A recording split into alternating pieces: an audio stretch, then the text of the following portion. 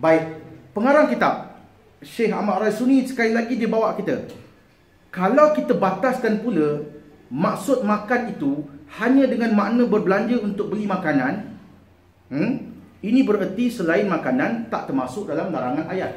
Beli handphone tak apa, beli perabot tak apa, beli gelang tak apa, beli cincin tak apa, beli subang, beli baju, tak apa. Adakah itu dimaksudkan oleh ayat ni? Walaupun ayat tu semua cuma menyebut wala la taqrabu wala ta'kulu riba. Ya? Walaupun ayat itu kata tak boleh makan riba, tapi bukan saja duit itu tak boleh beli makanan. Termasuk dia kata, ya, oleh itu kita mesti meluaskan makna makan dalam ayat ni dengan maksud berbelanja dengan harta riba, iaitu tidak boleh beli makanan, tak boleh beli minuman, tak boleh beli pakaian, tak boleh beli perabot rumah, tak boleh beli kenderaan dengan harta yang berpunca daripada urusan riba.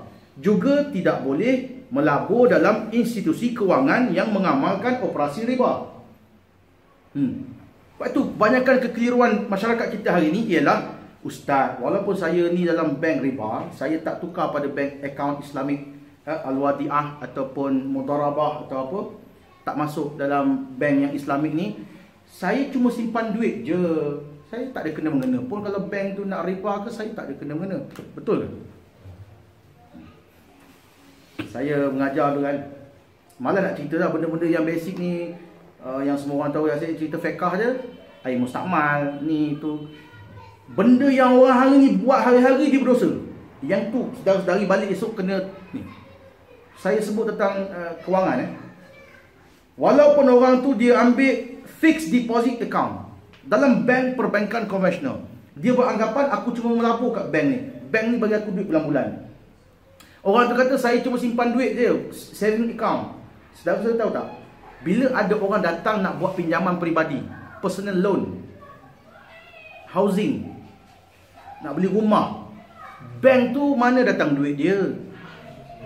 Duit yang duit kita lah yang kita masuk simpan, RM50, RM100, kita RM1,000 orang tu, yang ratus-ratus ribu, yang syarikat, yang industri, bank ni dia ada dana yang berjuta-juta, mungkin bilion daripada duit orang. Yang kafir pun ada, yang Islam pun ada dalam bank tu. Dengan duit kita, walaupun sikit, kita ada saham. Sebab tu kita kena keluarkan duit. Saya bila mula saya faham benda ni, saya kerja dulu, bila satu syarikat kita kerja, dia suruh buka akaun Maybank. Kerja syarikat dia suruh buka bank Bumi Putra. Sekarang tak ada Bumi Putra, sekarang ni CIMB. Jadi akaun-akaun ni semuanya akaun-akaun konvensional, saya tutup semua. Saya buka balik akaun baru atas Mudarabah atau ataupun Wadi'ah ataupun simpanan kan. So benda ni kita kena faham. Walaupun bank tu kita tak perasan, dia bagi kita dividen kadang RM1.25, kadang-kadang 60 sen. Semua tu riba. Kita tak sedar, kita belanja duit tu beli aiskrim, riba. Aiskrim tu syai'un yukal. Makan riba tu. Tak ada ustaz, sikit je. Sikit je. Orang bertakwa ni, sikit ke banyak, tolak. Betul? Okey. Tengok. Sikit pun tak boleh. Dan mewariskan harta riba kepada zuriat keturunan. Kata dia, saya tak makan ustaz, saya kumpul duit riba ni untuk anak-anak masa depan. Sama, haram. Haram seperti kerana kamu makan, kamu guna untuk diri sendiri, haram. Haram kamu beri kepada yang lain. Cuma dari segi hukum, mereka yang di bawah tanggungan nafkah kita, apa hukum dia makan? Harus. Mak kita, dia tak tahu pun kita dapat duit cara haram. Tanggungjawab kita bagi nafkah mak kita, tak ada orang bagi, tak ada orang jaga. Kita lah bulan-bulan bagi duit kat dia, duit daripada hasil haram, riba dan sebagainya. Mak kita terima tu macam mana? Mak kita makan tak apa, tapi kita beri dia duit tu, kita berdosa. Wala'iyazubillah. Ini kita faham. Ataupun anak-anak kita wariskan harta riba kepada dia, dia tak tahu, dia ambil je duit tu, dia beli handphone, dia main iPad, dia seronok dah main, kan? Dia tak ada apa. Kita yang tinggalkan duit riba tu, kita berdosa. Menurut Al-Imam Ibn Jarir At-Tabari, Imam Ibn Jarir yang meninggal pada tahun 310 Hijrah, Imam Ibn Jarir tahu terkenal, Muhammad Ibn Jarir At-Tabari, dia sebut dalam tafsir dia, makna ayat alladzina ya'kuluna riba, maknahu alladzina yurbuna. Dia beri maksud makan di sini makna apa? Larangan Allah jangan, Allah Ta'ala menyebut tentang orang-orang yang memakan riba. Makna makan di sini ialah mereka menambah atau menaikkan bayaran hutang. Orang Yahudi bila dia beri pinjaman, bila nak bayar balik dia naikkan. Lepas tu riba daripada perkataan irba dengan maksud irtifa, menaikkan. So larangan pada ayat makan riba ni dipahami oleh Al-Imam Ibn Jarir At-Tabari, ulama tafsir. Maksudnya ialah bukan makan, maksudnya menaikkan bayaran hutang. Dengan ini kita melihat maknanya adalah jauh daripada pengertian asal. Asalnya yakuluna, makan, tapi dipahami oleh ulama tafsir bukan makan, dah jadi makna lain. So ini yang kita katakan maqasidus syari' atau maqasidul khitab. Bila kita kaji ayat-ayat Quran untuk memahami maksudnya, kita sedang mengkaji ilmu maqasid pada satu cabang yang kita panggil maqasidul khitab. Maka tidak syak lagi, ya, maksud ayat ini ialah Allah melarang kita mengambil untung dengan cara riba. Allah larang kita jangan memiliki harta riba, jangan beri riba. Dengan makna juga jangan buka akaun bank dalam bank-bank konvensional. Walaupun kamu rasa lebih untung daripada kamu simpan duit dalam bank Islam, jangan, jangan beri riba, jangan berurus niaga pada perkara yang ada unsur riba, jangan terlibat dengan urusan yang berkaitan riba. Sebab itu saya pelik, banyaknya orang-orang Melayu Islam ini yang kerja bank, dia dah tengok kita ni mari bank tu, kan, kita bukan urus apa pun, kita kad bank kita hilang, kita nak buat kad baru. Duduk encik, dia bagi tempat cik. Duduk pakcik, dia tengok dia jangguk, dia kopiah, duduk depan dia. Sambil-sambil tu, kejap pakcik, line tengah sibuk ni. Sambil-sambil tu dia nak bagi kita jangan boring. Pakcik minat tak pelaburan? Pakcik minat tak insurans? Pakcik ni, kita ada ni, dia bagi. Lepas tu saya pun tengok semua. Ni Islamic ke konvensional? Kalau kita nak cakap jujurnya, ini Islam ke kafir? Kan? Ni dosa ke pahala ni? Ni bawa saya ke syurga ke neraka ni? Kan? Haram, kan kita kata halal ke haram kan? Ini Islamic ke konvensional? Yang ini kita punya, ni memang kita tak ada yang Islamic. Yang ni kita yang konvensional je. Dah kau tahu kita datang orang Islam, dia Islam, kita Islam, buat apa kau bagi? Nampak? Kadang-kadang orang dia kerja bank, dia cuma servis ikut yang bos dia suruh je. Patutnya bila kita kerja bank, orang kafir datang, bukan Islam, tak apalah kita nak cerita, kita nak bagi dia ni apa kan, tawarkan dia apa. Tapi kalau sama-sama Islam, bila datang nak buka akaun, teruslah kita tawarkan, encik nak yang wadiah ke, untuk saving ataupun yang mudharabah ke, terus pergi pada Islamic punya produk. Tak payahlah lagi kita bagi dia, lepas tu dia bertanya pula, ni Islamic ke tak? Oh, kalau yang Islamic yang ni. Maknanya kita bagi, yang tadi saya bagi tu yang dosa. Ini yang pahala. Soal ni kesedaran, alhamdulillah tengok dalam KWSP pun ramai orang dah tukar, kan? Tukar daripada yang lama kepada yang Islamik, yang patuh syariah. Baik. Itu artinya kefahaman berkaitan benda ni dah mula ada. Ya? Berebut-rebut orang nak tukar. Okey. Jadi ayat ni dia tak benarkan kita terlibat dengan riba. Kesemua makna ini terdapat pada lafaz nas atau ayat Al-Quran tersebut. Walaupun ayat itu hanya menyebut la ta'kuluna riba, tetapi maknanya bukan sekadar makan, maknanya luas, ya. Namun ianya hanya dapat diketahui dengan pengkajian dan penelitian yang mendalam untuk mengetahui maqasidul khitab di sebaliknya. Dan kerja ni kerja siapa? Kerja orang yang faqih, yang memahami Quran, memahami hadis, memahami dalil-dalil syarak. Kalau orang yang tidak memahami dalil-dalil syarak, mereka nak masuk campur dalam perbahasan dalil-dalil syarak, tu yang kita tengok kang kabut. Orang yang tak belajar bidang agama, yang tak tahu bahasa Arab, dia cuma sebut, well, if we look at the Quran say in the whole, dia main, Allah say in the Quran, you don't, main komputer gitu, payah gitu. Maknanya boleh kita katakan orang-orang yang masuk campur dalam perbahasan dalil-dalil syarak ini, apabila mereka tidak ada asas-asas, mereka sebenarnya tersasar. Kita pun sama, yang kita bukan mengaji perubatan, itu yang jadi kita sebut dulu apa? Minum susu minum susu lembu, DNA lembu masuk dalam baby, atau baby tu perangai macam lembu. Apa lagi vaksin kan, tak payah makan pakai vaksin, tak payah injek. Anak-anak ni bagi makan madu cukup, habatus sauda cukup kan. So kita pun kalau cakap di luar daripada bidang kita, memang kita akan ngarut lah. Orang yang bukan dalam pengajian agama, kalau dia bercakap pasal ayat Quran atau hadis yang dia tak pelajari, ya, mereka juga akan tersasar, ya, atau tergelincir. Okey. Jadi macam mana cara kita nak faham ayat-ayat tadi?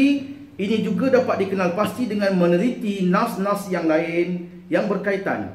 Contohnya daripada hadis yang diriwayatkan oleh Imam Muslim, ya, daripada Jabir ibn Abdullah, kata dia, la'ana Rasulullah sallallahu alaihi wasallam akilar riba wa mukilahu wa katibahu wa shahidaihi wa qala hum sawa'un.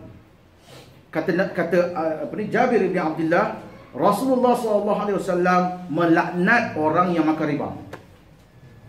Nampak? Lepas tu orang yang makan riba tu siapa? Dia kata yang bagi riba, yang tulis riba. Mana kerani bank zaman sekarang ya.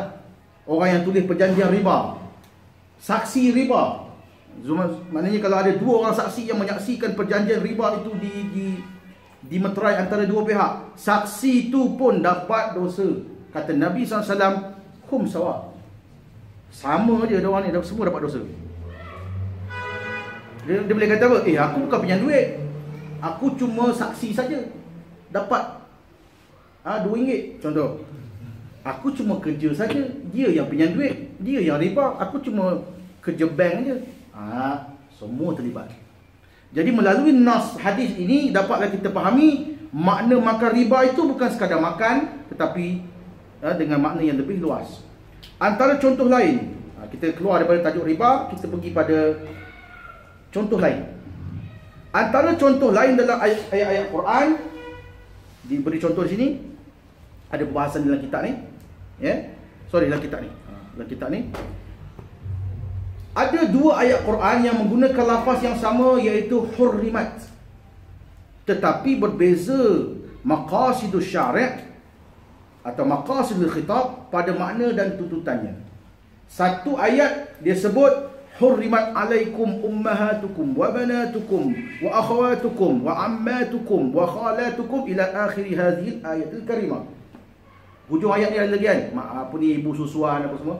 Quran melarang, diharamkan pada kamu ibu-ibu kamu, anak-anak perempuan kamu, saudara-saudara kamu, maknanya apa lagi, adik-beradik perempuan kita, ya. Lagi makcik kita belah ayah, makcik kita belah mak, lepas tu ada lagi ibu susuan, bla bla bla, panjang. Diharamkan bagi kamu. Satu ayat Quran dia sebut juga hurrimat alaikum al-maitatu, hurrimat alaikumul maitah wad-damu wa lahmul khinzir wa ma uhilla li ghairillahi bih. Diharamkan bagi kamu bangkai, darah, daging babi, khinzir, ya, ataupun binatang yang disembelih, ya, bukan kerana Allah. Semua ni haram. Perkataan yang digunakan oleh Allah dalam dua ayat ni sama, hurrimat, hurrimat. Tapi dari segi maksud, dari segi khitab, maqasid khitab ayat ini berbeza sama sekali. Tengok muka surat 4. 5. Cepat nak habis. Nak habis ni. Saya sebenarnya bila bercakap saya tak tahu masa dah berjalan berapa lama. Berapa lama? Sejam 20 minit. Sejam 20. Sejam 20. Okey, saya cuba cepatkan. Diharamkan kepada kamu makan bangkai. Maitah ni mati tak sembelih. Ya, binatang yang mati tidak disembelih kita panggil maitah. Okey. Lepas tu betul ke ni? Betul lah. Maitah. Darah. Dam dalam ayat ni makna darah yang mengalir. Dam masfuha. Ya. Darah yang ada pada daging tak haram, tapi darah yang mengalir haram. Sebab itu najis. Daging babi. Sebab tu kalau terjemahan di sini dia kata semua sekali babi. Sebab takut bila sebut lahmul khinzir, daging saja yang haram, tulang kita boleh buat sup, kulit kita boleh buat beg duit atau kasut atau apa-apalah. Apa lagi? Okey. Dan binatang-binatang yang disembelih lain pada Allah. Semua ni haram di sini makna apa? Haram makan. Surah Al-Maidah ayat 3 bila sebut hurimat makna makan. Tapi ayat yang kita baca tentang hurimat alaikum ummahatukum surah apa? An-Nisa ayat 23, haram di sini makna kahwin. Saya tanya satu benda. Mak ayah kita, ibu kita haram nikah, tapi boleh tak kita peluk? Kita dah besar-besar ni, balik cuti raya esok, balik cuti nak tidur bawah ketiak mak kita. Mak kita dah besar kan, dah tua dah, boleh kahwin dah ni. Balik cuti kita nak tidur bawah ketiak mak kita, kan? Berdosa tak? Boleh tak salah? Kita raya, kita cium mak kita tangan, kita cium pipi, tak salah. Adik perempuan kita pegang tangan, tak salah. Muasyarah, bergaul boleh. So hurriman alaikum di sini makna apa? Haram nikah. Sebab itu bagi golongan yang tidak memahami kaedah-kaedah menafsirkan ayat Quran, memahami ayat-ayat nas-nas Quran atau syarak, dia kata fajtanibuh, ayat tentang arak tadi Allah cuma jauhi saja, bukan apa pun. Kalau kata haram, hurimat alaikum ummahatukum, mak kamu boleh peluk, kamu boleh cium, kamu boleh tidur sekali dengan mak kamu, tak ada masalah. Tapi bila arak, judi, berhala, tilik nasib, Allah guna fajtanibuh. Bagi kita yang belajar syariat, kita faham tahriman, yang ni haram, yang ni haram. Cuma bila sebut fajtanibuh, asyaddu tahrima, pengharamannya lebih keras. Kamu tak boleh berkait dengan apa-apa pun tentang arak. Kan golongan yang dilaknat arak ni apa? 10 orang. Yang petik anggur, yang perah anggur, yang bawa hamiluha, apa sih, yang bawa, yang apa, yang jadi waiter, yang jadi bartender, yang jadi pemandu lori Carlsberg, semua kena laknat. Mana kamu tidak boleh mendekati. Fajtanibuh, hendaklah kamu jauhi. Tak boleh terlibat langsung. Tapi bila Quran kata hurrimat alaikum ummahatukum, dia tak bagi kita kahwin dengan mak kita, tak bagi kahwin dengan adik perempuan kita, kakak kita. Kok kita berkenan sangat, kakak kita cun sangat. Kak, will you marry me? Kan? Tak boleh. Tapi kita bergaul dengan kakak kita cium kita, adik kakak, tak salah. Tak salah. So kita kena faham hurrimat pada ayat yang satu tadi bermaksud haram nikah. Lain boleh, tapi disebut dalam ayat tentang apa nama, tentang maitah dam tadi, lahmul khinzir, hurrimat di sini dengan makna haram makan. Itu antara contoh kita memahami maqasid apa kitab. Okey, saya pergi pada kedua-dua ayat ini menggunakan lafaz yang sama untuk menyatakan hukum haram. Namun daripada satu bentuk pengharamannya adalah berbeza sama sekali. Ayat pertama membawa maksud pengharaman berkahwin dengan sejumlah golongan perempuan, manakala ayat kedua menyatakan pengharaman memakan sejumlah haiwan dengan keadaan-keadaan tertentu. Ayat tadi yang kita tengok ada lagi binatang yang tak dimakan, antara ni yang mati tercekik. Macam lori ayam tu, dia turun ayam, tiba-tiba dalam kotak-kotak tu ada ayam mati. Kata, rugi ni, potong kepala, rebus. Haram. Mati tercekik, mati tak bernafas, mati jatuh pada tempat yang tinggi, mati diserang binatang buas, bangkai. So, ayat tadi mengatakan haram makan binatang-binatang tertentu dengan keadaan-keadaan tertentu. Berdasarkan kesemua penjelasan dan keterangan di atas, sesungguhnya langkah yang pertama untuk mengenal, untuk mengetahui, untuk belajar maqasidus syariah ialah mengetahui maqasidul khitab. Yang saya cerita panjang lebar tadi ni, benda asas. Kalau benda ni kita tak belajar, kita tak boleh cerita maqasid. Dia akan jadi ngarut. Dia akan jadi macam tu lah. Golongan-golongan yang tak semayang, tak apa, Maqasid Syekh, maqasid. Dia akan jadi ngarut. Sebab tu satu dosa juga bagi saya, satu dosa juga bila orang yang bawa ilmu ni ke orang macam tu. Lepas tu orang-orang tu berhujah. Ni ustaz-ustaz ni semua lebay-lebay ni, semua kopiah-kopiah serban ni semua sahaja je golongan-golongan. Dia memperlekeh orang-orang agama dengan sebab kefahaman daripada ilmu maqasid yang salah.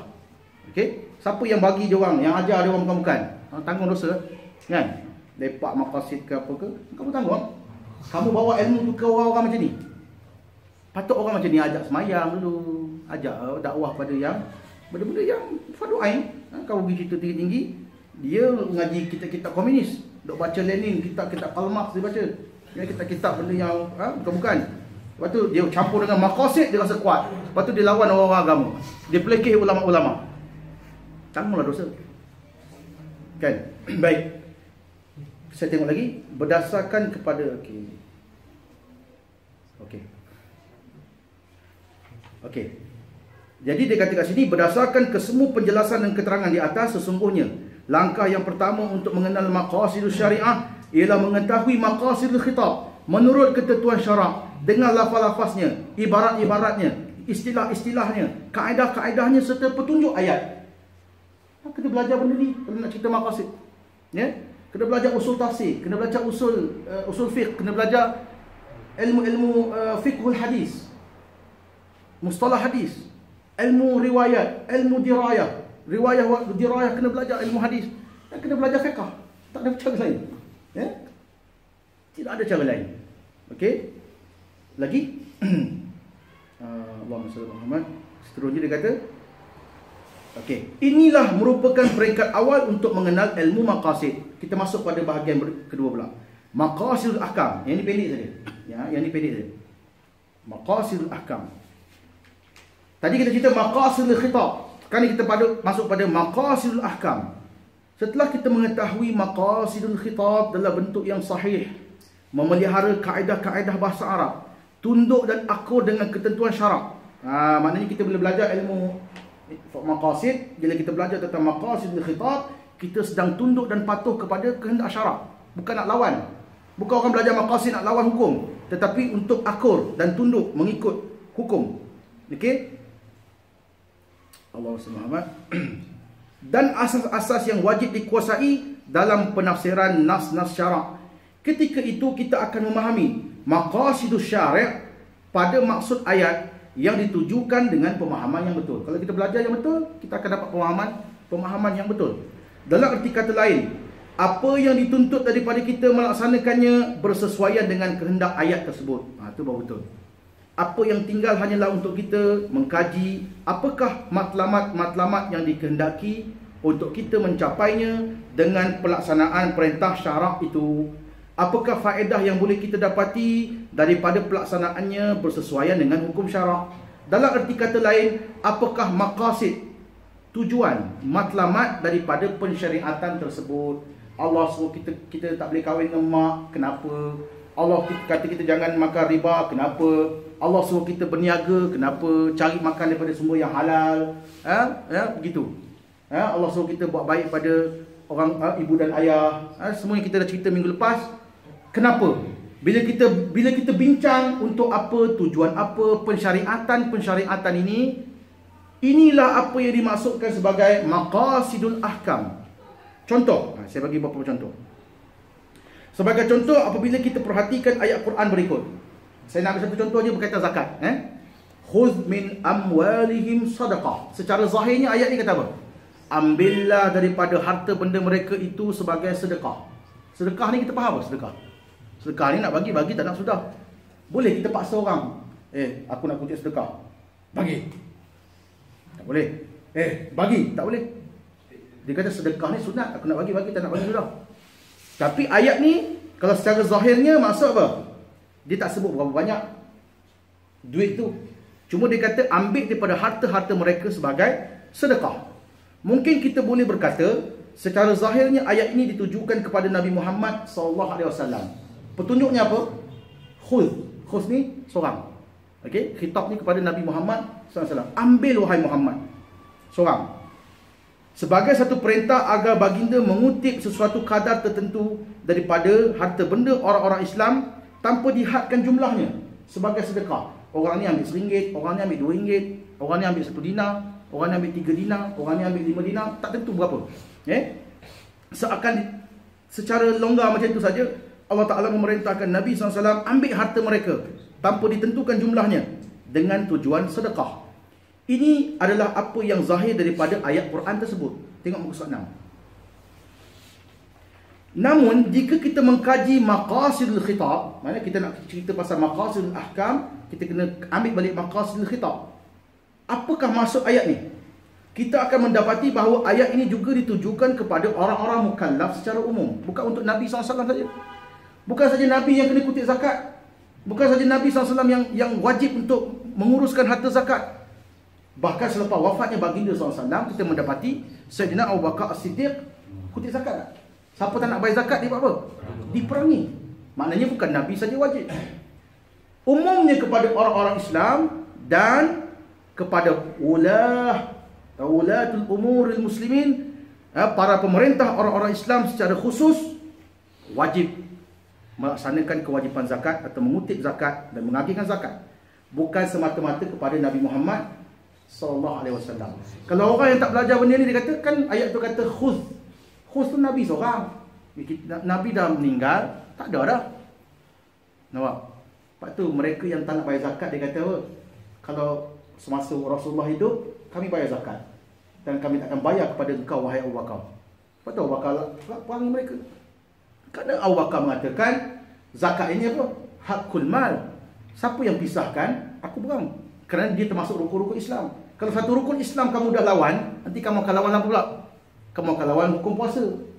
Apa lagi kamu akan lawan? Kamu akan lawan hukum haji. Nampak? Jadi pada zaman selepas wafatnya Nabi SAW, Sayyidina Abu Bakar nak jaga rukun Islam dan agama secara umumnya daripada diselewengkan selepas kewafatan Nabi Muhammad SAW. So kita faham melalui ayat ini, bukan hanya diwajibkan kepada baginda SAW untuk menguruskan zakat. Sesungguhnya apa yang dimaksudkan dengan harta benda, dalam ayat tadi menyebut amwalihim, harta benda mereka. Harta benda di sini adalah kadar tertentu yang dipanggil nisab. Bukan main kutip, engkau RM5, engkau tengok macam RM1 cukup lah, engkau RM2, engkau ni RM10. Tak. Dia kadar tertentu yang dipanggil nisab. Kalau ikut hadis dia kata rubu'ul usyur, suku daripada 1/10. Bahasa moden kita panggil 2.5%. 2.5%. Okey? Rubu'ul usyur maknanya 2.5% dipanggil nisab daripada harta orang kaya yang sampai haul. Okey? Terdapat syarat-syarat tertentu untuk mengutipnya dari tangan para pemiliknya. Bukan semua orang kita kutip zakat. Orang miskin tak boleh kutip, nak kutip apa? Dia tu penerima zakat. Orang yang habis harta, tak ada simpanan setahun, tak boleh kutip. Okey? Kecuali zakat fitrah. Yang ni kita kutip daripada orang-orang kaya yang memiliki lebihan harta. Maknanya duit dia tersimpan saja. Lepas itu antaranya haram kita jadikan emas ni sebagai perhiasan. Emas sepatutnya dijadikan sebagai pertukaran mata wang. Kita beri pada orang miskin pun dapat pegang emas. Dia pergi pasar beli barang, dapat kepada peniaga, peniaga pula daripada pembekal. So emas ni akan berputar-putar. Emas dan perak ni akan berpindah tangan daripada satu. Bila orang kaya, dia ambil emas, dia pergi buat bekas inak, mangkuk, cawan, sudu. Sebab tu Nabi SAW mengatakan la ta'kulu min aniyati zahabi wal fiddah. Betul tak? Jangan kamu makan, termasuk jangan kamu minum pada bekas yang dibuat daripada emas atau perak. Sebab apa? Bila orang kaya simpan bekas yang dibuat pada perak atau emas, menjadi harta tu kat dia. Bila dia simpan dan tidak dilabur atau dikeluarkan, Islam mewajibkan apa? Zakat. Nampak?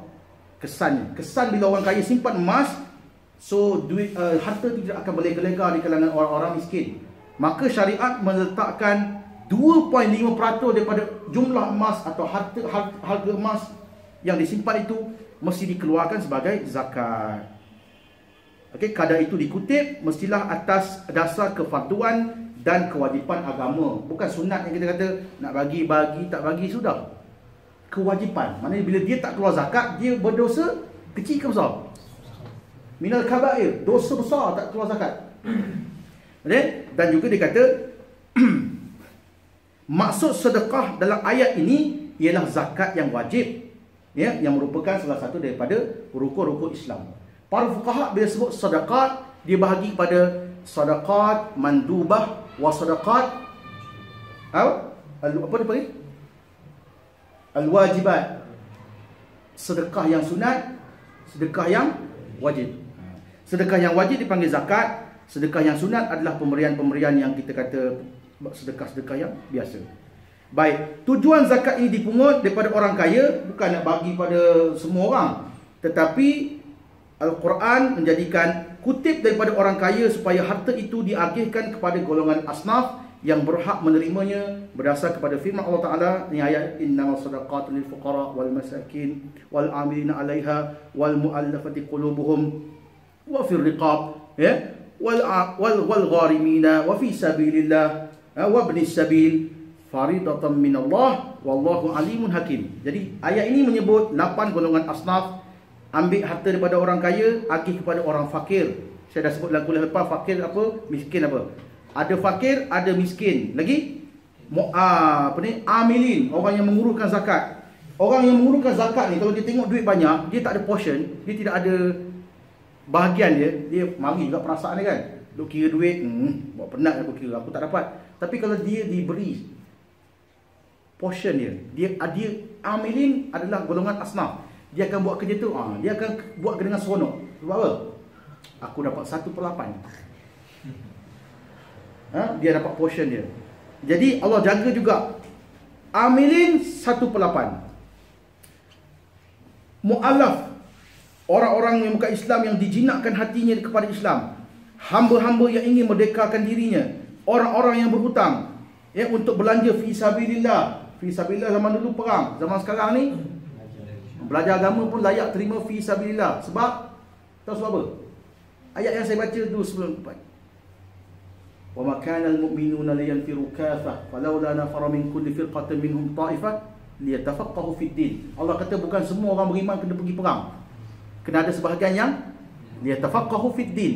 So bila kamu tak pergi perang, kamu belajar agama, kamu setara dengan orang yang berperang. Kamu berada pada kedudukan fi sabilillah, maka kamu layak terima zakat. Lagi orang-orang musafir, ibnu sabil, yang keputusan hak belanja dalam perjalanan, ketetapan hukum yang demikian itu adalah suatu ketetapan yang datang dari Allah, dan ingatlah Allah Maha mengetahui lagi Maha bijaksana. Surah At-Taubah ayat 60. Kemudian persoalan seterusnya ialah kita perlu mengetahui apakah tujuan hukum syarak ini dilaksanakan. Kita nak keluar zakat ni pasal apa? Nak agih zakat ni pasal apa? Apakah matlamat harta ini dikutip dan diagihkan? Mengapa dikutip daripada orang kaya? Kenapa tak kutip pada orang miskin? Ya?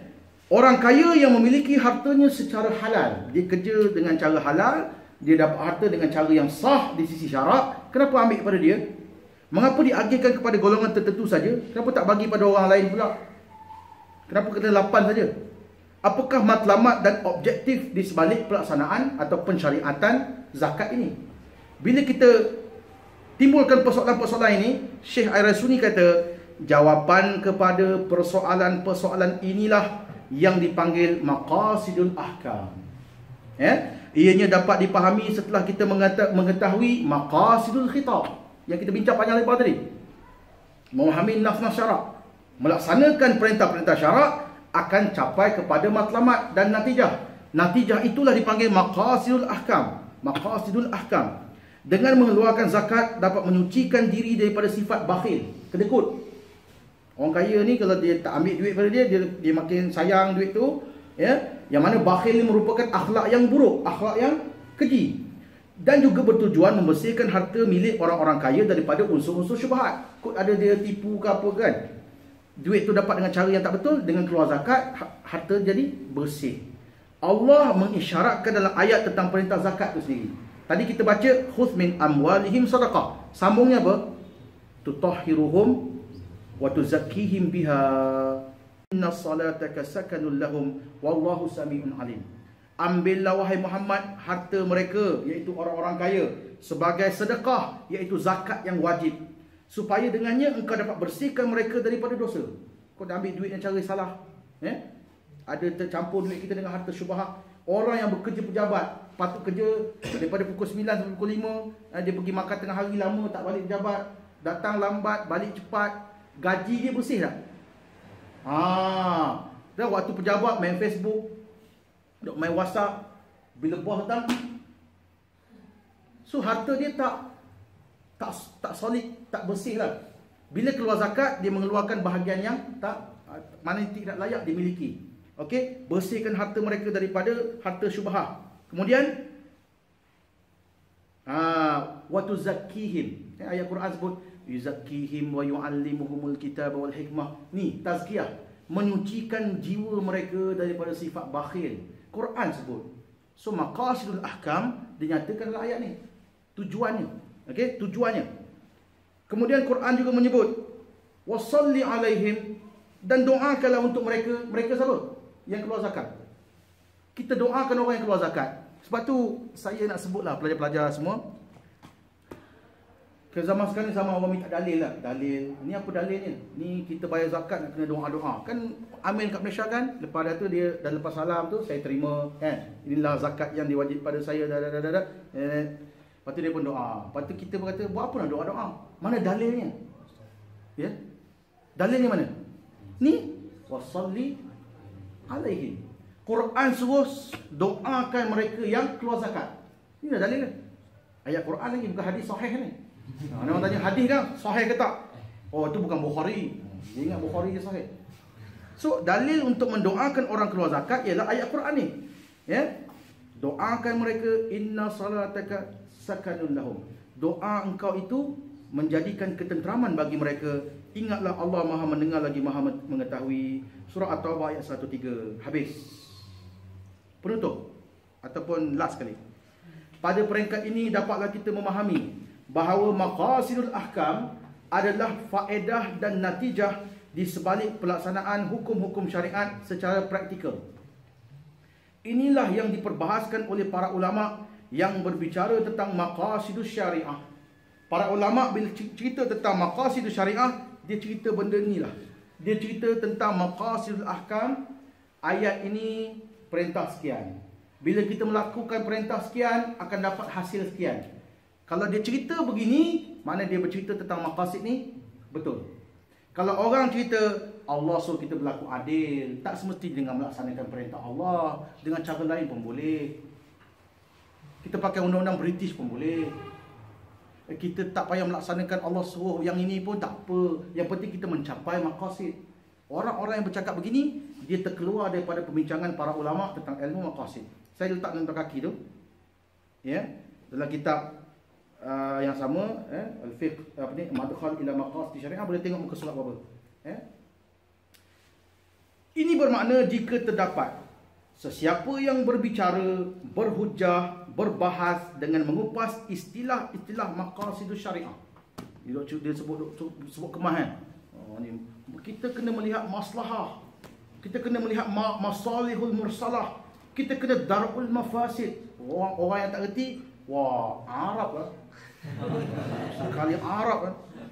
Siapa yang menggunakan istilah-istilah syarak, istilah-istilah dalam ilmu ini, dia berbahas, dia berhujah, dia berdebat, tanpa ada komitmen untuk melaksanakan perintah-perintah atau menjauhi tegahan-tegahan syarak, sebenarnya dia terkeluar daripada garis panduan para ulama yang muktabar dalam perbahasan ilmu ini.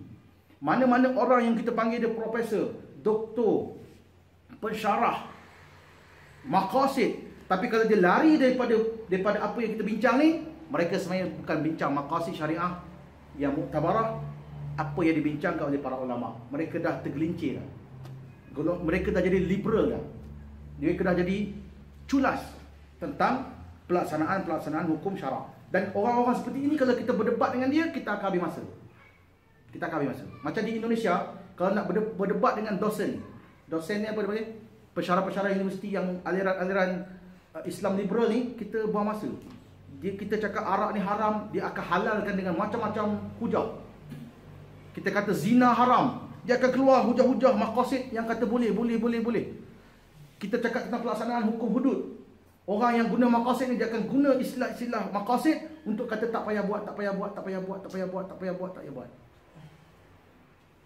Boleh nampak sekarang ni apa yang berlaku, pertembungan yang ada sekarang ni. Sebab itu pertembungan pemikiran ni berlaku bukan zaman kita, lama dulu dah. Kenapa munculnya Mu'tazilah? Kenapa munculnya Qadariyah? Kenapa munculnya Qadariyah saya kata apa? Jabariyah, Khawarij. Kalau kita kaji semua ni, kita akan tengok pertembungan pemikiran. Siapa yang lari daripada apa yang disebut oleh Nabi SAW, ma'ana alaihi wa ashabi, dia lari daripada manhaj Nabi SAW dan para sahabat, khairul qarni thumma alladhina yalunhum. Mereka lari daripada zaman kurun terbaik, manhaj yang dipegang oleh salaf. Mereka itulah golongan yang tergelincir, ya. Nabi SAW tak pernah kata pun untuk kita mengelakkan mafsadah, kita tak payah semayang, kita tak payah ni, kita tak payah itu, tak payah ini. Allah suruh sekian-sekian, tapi rasa macam kalau kita buat nanti orang marah, tak usah buat. Nabi SAW tak berkata begitu. Hatta Sayyidina Abu Bakar yang orang kata hentikan hudud pun, boleh baca tulisan saya, cari dalam internet, type, benarkah Khalifah Umar menangguhkan hudud? Type. Kalau keluar tulisan tu, saya baca. Saya jawab balik semua kesalahan-kesalahan fakta-fakta sejarah berkaitan orang yang kata Sayyidina Umar gugurkan hudud, hentikan hudud, tangguh hudud. Tak berlaku sebenarnya. Tak berlaku. Boleh cari lah. Dan siapa yang tak setuju, boleh jawab. Cari balik fakta-fakta ilmiah untuk jawab, untuk tolak. Baik. Boleh Siapa yang keluar daripada itu, dia terkeluar daripada perbahasan atau panduan para ulama yang muktabar dalam perbahasan ilmu ini. Ini kerana syariat itu adalah amalan secara praktik. Kita bila Quran suruh solat, kita solat secara praktik, ataupun saya solat pakai niat. Ke solat tu ada berdirinya, ada rukuknya, ada bacaan-bacaannya, ada sujudnya. Praktik. Puasa pun tahan makan minum, tahan jima daripada terbit fajar sampai terbenam matahari. Praktik. Zakat, keluar duit, ataupun saya dah bayar zakat dah, macam mana? Saya dah niat. Haji, saya haji. Nikah, saya nikah batin. Syariat adalah satu yang kamu amalkan secara praktik, manakala maqasid itu adalah matlamat atau objektif yang disasarkan daripada pelaksanaannya. Kamu buat, kamu dapat. Kamu buat, kamu dapat hasil. Okey? Tiada natijah akan terhasil jika tiada apa-apa usaha yang dilakukan. Mengharapkan maqasid akan tercapai dengan membuang syariat adalah sama dengan mengharapkan kenikmatan akhirat tanpa beramal ibadat dan hidup bergelumang dengan maksiat. Kalau satu orang tu tak semayang, ya, buat maksiat, buat dosa apa semua, ya, tak ikut perintah Allah, tiba-tiba akhir dia kata, insya-Allah nanti aku ni masuk syurga ni. Nabi SAW mengatakan orang ni apa? Wa tamanna 'ala Allahil amani. Kan al-kayyisu man dana nafsahu. Lepas tu wal ajizu, apa hadis tu? Wal ajizu Allah SWT. Orang yang bijak ialah orang yang dia tidak ikut kehendak-kehendak dunia, dia beramal untuk akhirat. Lepas tu orang yang bodoh, wal ajizu, orang yang lemah, ialah orang-orang yang dia tak buat apa-apa, dia tak laksanakan perintah-perintah Allah. Lepas tu dia bercita-cita, berangan-angan dengan Allah, wa tamanna 'ala Allahil amani. Dia hanya berangan-angan nanti akhirat ni Allah masukkan aku syurga Firdaus dengan bidadari 70 orang, minum air anggur, kutufuha daniyah, nak makan buah tu petik. Lepas tu ada awet pula bagi makan anggur. Lepas tu boleh berjimat dalam syurga tanpa nikah. Dia berangan-angan boleh minum susu, ya.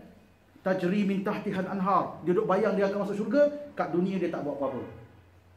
Serupalah orang yang nak dapat maqasid tapi dia tak nak melaksanakan syariat. Mereka ini adalah orang yang mengharapkan kenikmatan akhirat tetapi di dunia dia tidak beramal. Ya, wallahu taala a'lam. Saya tutup sekadar itu. Insya-Allah pada kuliah akan datang kita akan pergi kepada maqasidul mukallaf. Susah rupanya nak hadkan masa sejam.